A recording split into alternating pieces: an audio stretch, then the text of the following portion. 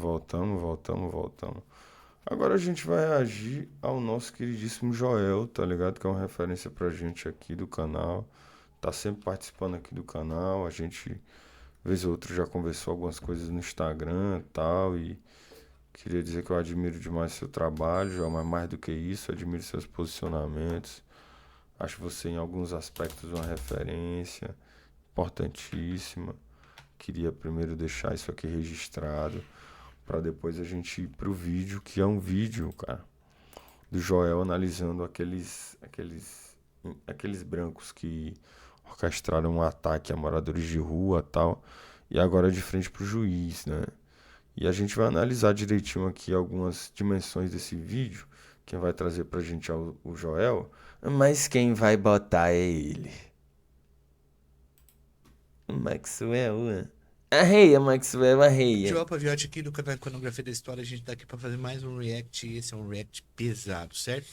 Tá sendo o Pesado, react de Vitor Hugo Souza Rocha, tá? O pesado, Vitor Hugo Souza pesado, Rocha, muito ele foi um daqueles pesado. rapazes presos daquela investigação que começa em 2021, vai terminar aí mais ou menos em 2023, que é a 23. investigação dos crimes do Discord. Como Discord. acontece isso?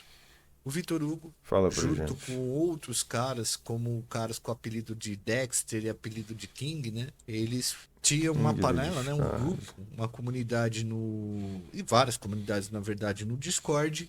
E nessas comunidades eles cooptavam meninas e depois eles faziam coisas horríveis com as meninas dentro de salas de live para um monte de maníaco ver.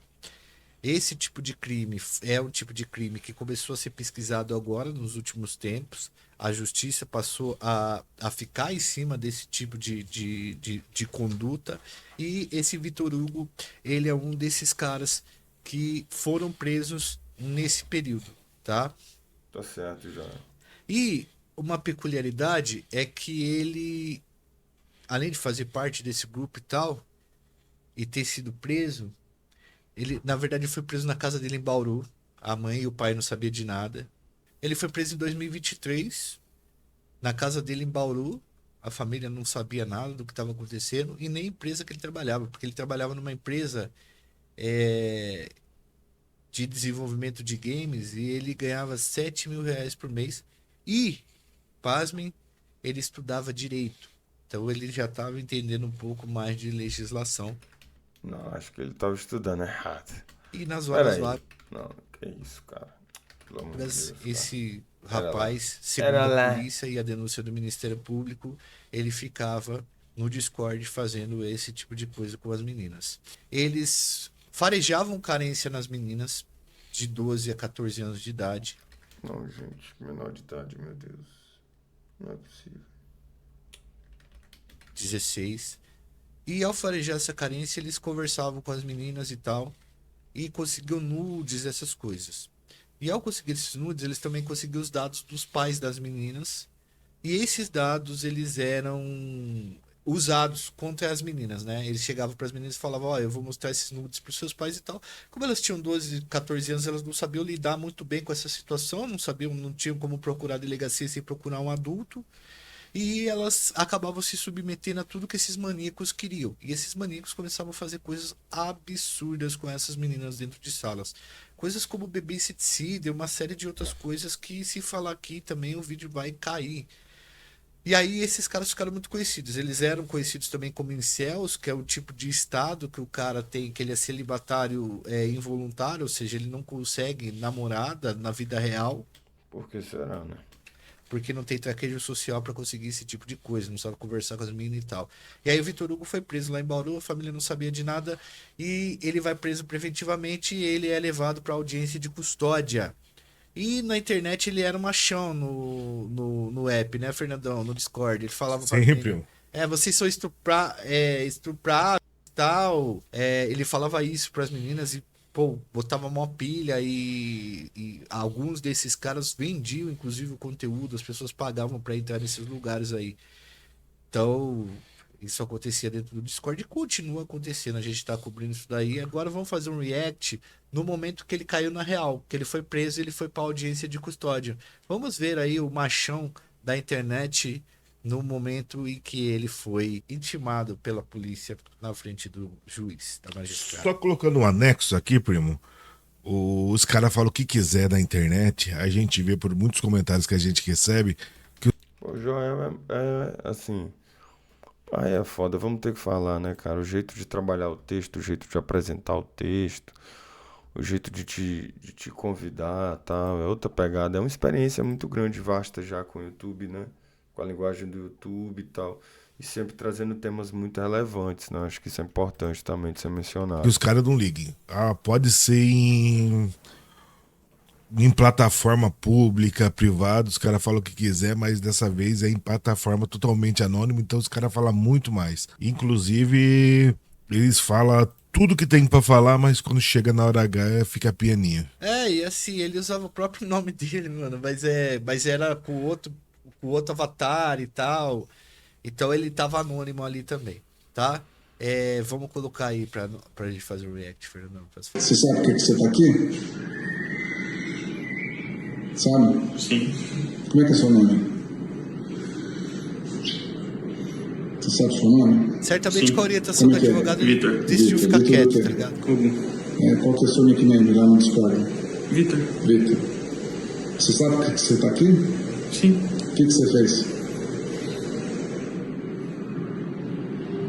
Diz? Ele deve ter sido orientado, Fernandão. Aquelas imagens todas estavam aonde? Onde é que elas estavam?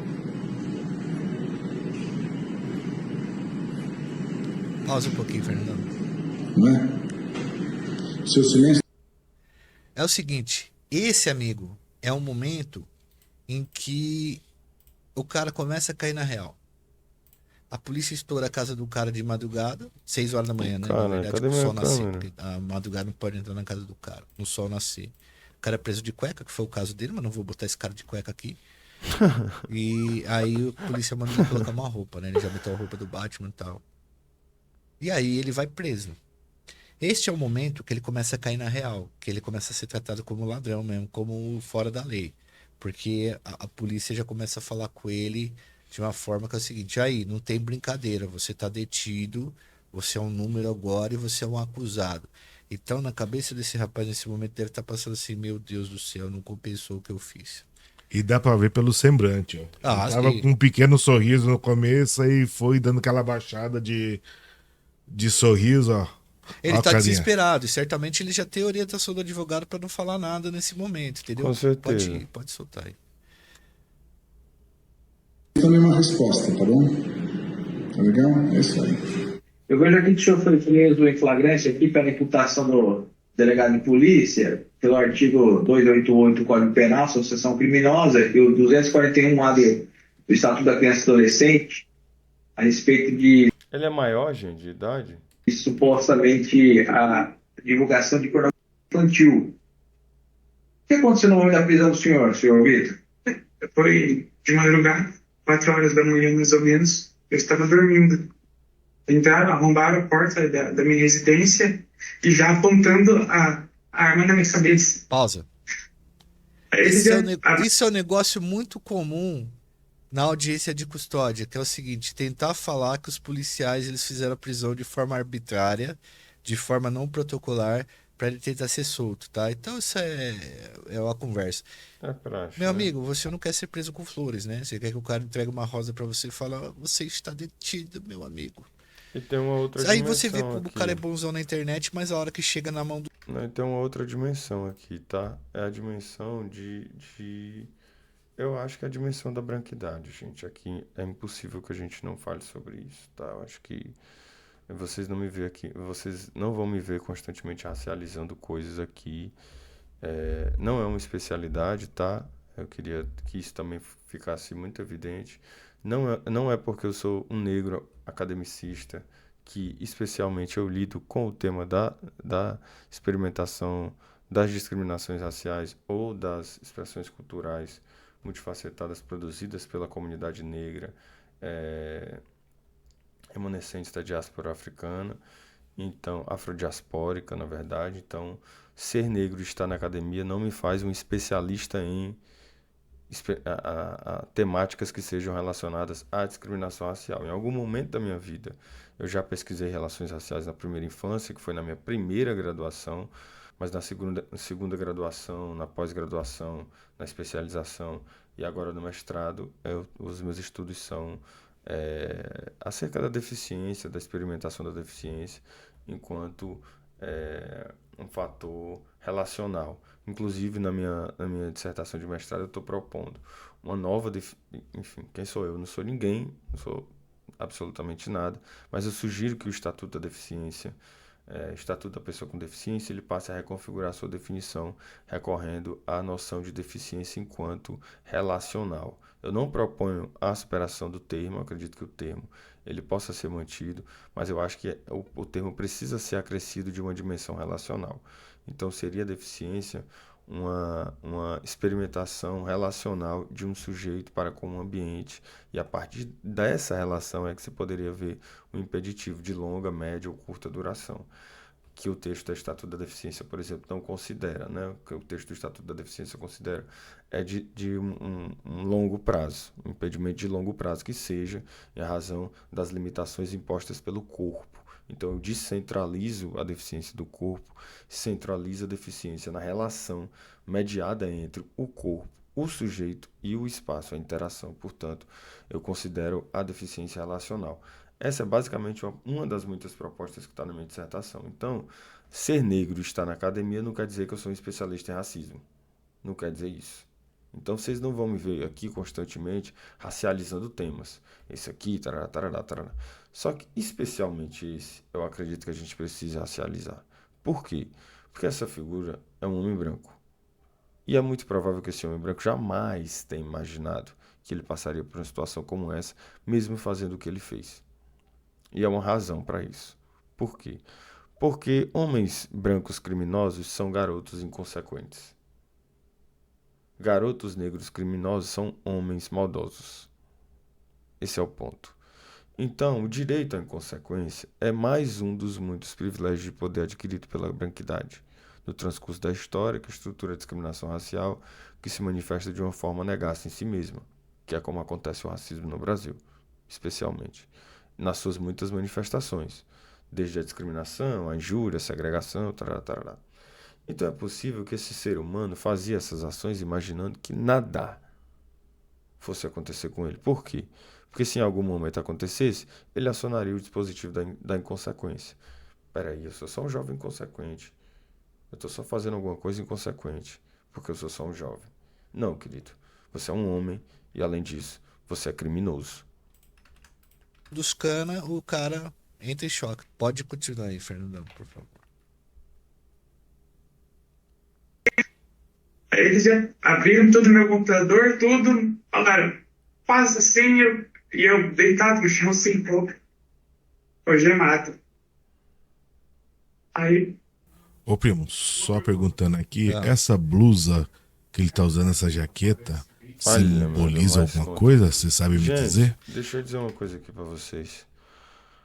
Pra não parecer, tarará, tô com essa voz aqui, por quê? Porque eu tenho uma voz assim maravilhosa e que você que tá escutando de repente tá ouvindo aí de onde você estiver, bem pertinho do seu ouvido, Samuel Sadan falando e te convidando a acordar, pensar sobre a vida, dizer que você tá vivo e que tudo tem um novo sabor a partir de agora, que a vida é maravilhosa. Nada disso, tá?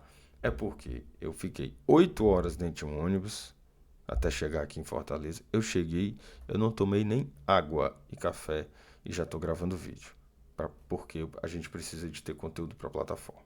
E depois disso eu vou escrever a minha dissertação e graças a Deus eu consegui encontrar com a minha família, consegui ver minha avó, consegui ver minha mãe, consegui ver minha irmã, consegui ver minha afilhada, consegui assistir um jogo do Ceará e do Palmeiras com a minha irmã, que por incrível que pareça é torcedora do Lion, mas vestiu uma camisa do Ceará porque o seu crush é torcedor do Ceará, então, torcedora modinha. Mas aí de repente foi canal do Guinho que apareceu. Enfim, e canal do Guinho, nós vamos conversar eu e você direitinho, tá?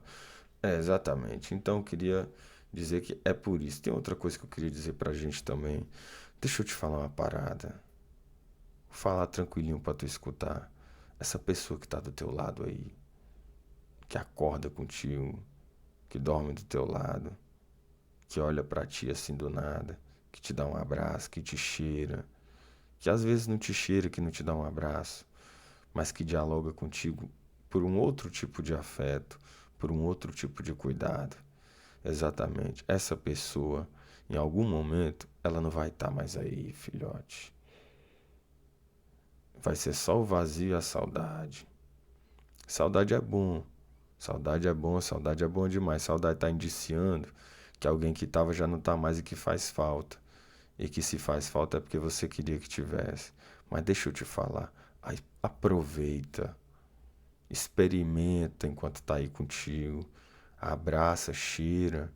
Às vezes a gente fica aqui com nó na garganta pra gente falar assim, eu te amo, que é difícil, às vezes pesa falar isso pra alguém, é pesado demais, porque a gente sabe a importância que tem e mais do que isso, a gente sabe o tamanho que é sentir isso. Mas porra, não dosa não, filho. Olha pra quem tu ama e fala assim, eu amo você. Você é mais do que útil na minha vida, você é necessário. Se você não estiver aqui, eu não sei como fazer.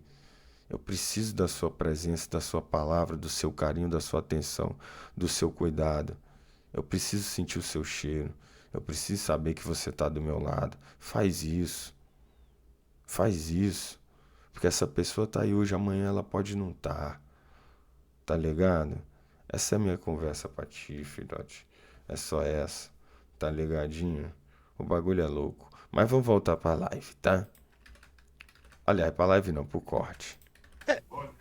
Dizem que do grupo deles, os caras faziam saudação pro cara do bigodinho da Alemanha lá, entendeu? É, tem que tomar cuidado. Mas, assim, é tudo envolvido, sabe, mano? É tudo envolvido esses caras aí. Esses caras é só coisa que não presta, mano. É. Vamos lá. Tudo supostamente, tá, pessoal? Inclusive. Supostamente. Ou fala ou a gente atira em você. Aqui o senhor viu a reputação aqui do delegado, o senhor tem uma série de elementos aqui que aparentemente o senhor armazenava e divulgava programa infantil com criança e adolescente. Aqueles vídeos, eles são de criança e adolescente? Isso não quero comentar. Certo. Não quer comentar. Filhote, para com isso. Perfeito.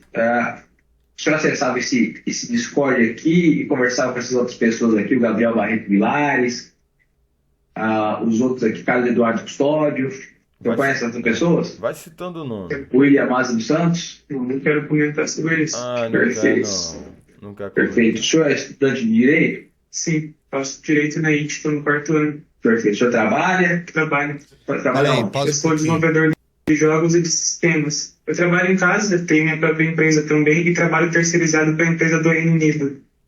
Basicamente eu estudo e trabalho. Então o senhor tem renda. Qual a renda do senhor? Em torno de 5 a 7 mil. Você foi chamado lá? Fui. Você, por acaso, oferecia risco a alguém? Não, né? Ah, Olha lá, mas pausa, tem um vídeo Fernandão. lá. A ficha caiu. A ficha caiu. Algemado, tal. Oferecia, caiu a ficha. Vai começar a chorar com certeza. E o policial atrás, assim, não querendo nem olhar pra ele, porque já sabe todas as coisas que ele fez. Agora é foda, porque assim, mano. Aqui é o privilégio da branquidade. Eu não queria falar sobre isso, cara. Não queria falar sobre isso, mas eu vou ter que falar. Aqui a gente vê materializado o privilégio da branquidade. Aqui é quando se vê materializado o privilégio da branquidade. E não venha me dizer que na decisão de um juiz, ou na análise do juiz, ou no diálogo do juiz com essa figura, ele olhe para essa figura aqui e ele não veja inocência. Sabe por que ele vê inocência? Porque a branquidade é perpassada por essas noções, é construída por essas noções. Se construiu por essas noções quando construiu em nós o oposto. Se o negro é mau, o branco é bom. Se o jovem negro é um homem mau, se o criminoso negro, se o menor de idade negro é um criminoso, ele é um homem maldoso. Se o maior de idade branco é um criminoso, ele é um jovem inconsequente. Ele é só um inocente. E eu não estou falando de inocência como um princípio legal. Eu estou falando de inocência como uma pureza que é experimentada.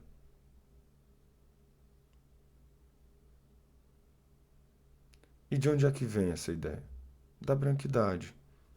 Aqui é muito provável que quando esse juiz estiver dialogando, porque a gente vive num modelo de sociedade que se estruturou no decorrer das décadas a partir de uma estrutura racial segregadora e de manifestações dessa estrutura, que, portanto, seriam manifestações discriminatórias. Essas manifestações discriminatórias, elas estabelecem, mais de uma vez eu já falei aqui, para quem quiser compreender, especialmente sobre a forma como o hábitos passa a ser incorporado e reproduzido de forma refletida pelo sujeito, leia a obra de Pierre Bourdieu. Esses horizontes de significados, eles são estabelecidos por essa mesma estrutura. E quais são as premissas que esses horizontes estabelecem? São essas correlações entre significados. A brancura está envolta de um significado. Qual? Bondade, inocência, inconsequência, doçura. E ao passo que o sujeito branco construiu a imagem do sujeito negro, exatamente. Foi assim que aconteceu. Pessoas negras da África, do continente africano, talvez nem se reconhecessem como pessoas negras. Indígenas nem se reconheciam como indígenas. Até chegar um branco, olhar e falar assim: vocês são indígenas. Até chegar um branco e falar assim: vocês são negros. E se vocês são negros e vocês são indígenas, nós somos o quê? Sem precisar dizer brancos. E se vocês são diferentes de nós, as afirmativas que nós imputamos a vocês, a partir das características, são estabelecidas de forma por uma alternância. Então, se você é mau, eu sou bom. Se você é maldoso, inescrupuloso, eu sou inocente. Eu sou bondoso, eu tenho inocência. E assim se construiu a brancura. E eu não tenho dúvida que nesse momento aqui, mais do que um criminoso, o que está sendo visto é um jovem branco, inocente, inconsequente. E essas decisões, esse horizonte estabelecido por essa estrutura, esse horizonte de significados, a qual Pierre Bourdieu chama de hábitos, estabelecido por essa estrutura, é recorrido na subjetividade desse indivíduo que está julgando para compreender esse fenômeno. Então não tenho dúvida que esse juiz, em algum momento, pode ter olhado para essa figura na performance, porque isso é uma performance. Isso é uma performance. Eu não vou falar aqui o que eu queria falar, porque eu queria chamar ele de uma coisa, mas eu não vou falar, porque eu posso tomar processo. Mas isso é uma performance que ele está fazendo. E eu não tenho dúvida que há impossibilidade que esse juiz recorra a esses significados que são envoltos da brancura para compreender essa manifestação. E aí pense, é só um garoto. É um inocente, é só um garoto, perpassado por inocência. E essa inocência reside aonde? Ela se assenta aonde? Não na lógica implementada pela ação, mas no que relega a brancura. É aí que está o problema. É aí que está o problema. Isso não pode acontecer, gente. É um criminoso, tem que ir para a cadeia, tem que pagar. Como qualquer outro. E mais do que isso, esses significados, eles precisam ser superados. Esses significados ao entorno da brancura precisam ser superados. O branco inocente, o branco puro, a branca pura e inocente, isso não existe. Isso não existe. Eles são só pessoas, como qualquer outras, e que precisam ser julgadas como tal, especialmente pelas suas ações cretinas, como é esse caso, e criminosas. Às vezes o policial tem filha pequena, né, velho? Para adolescente, é embaçado. E também sabe a dor que o pai sentiu, né? Das meninas que ele fez essa maldade. Fez essas coisas, essa maldade. Pode passar aí. Não me convence. Não me convence. Esse choro aqui não me convence. Cadeia. Pra mim tem que pagar. Tem que ir preso, tem que ir pro caralho. Tá ligado? Estamos terminando nosso corte aqui, gente. Tá certo? Estamos terminando aqui nosso corte. E vai ter live hoje. Não perca, tá? Não perca a live. Não perca a live. É o que eu tô te falando. Confere.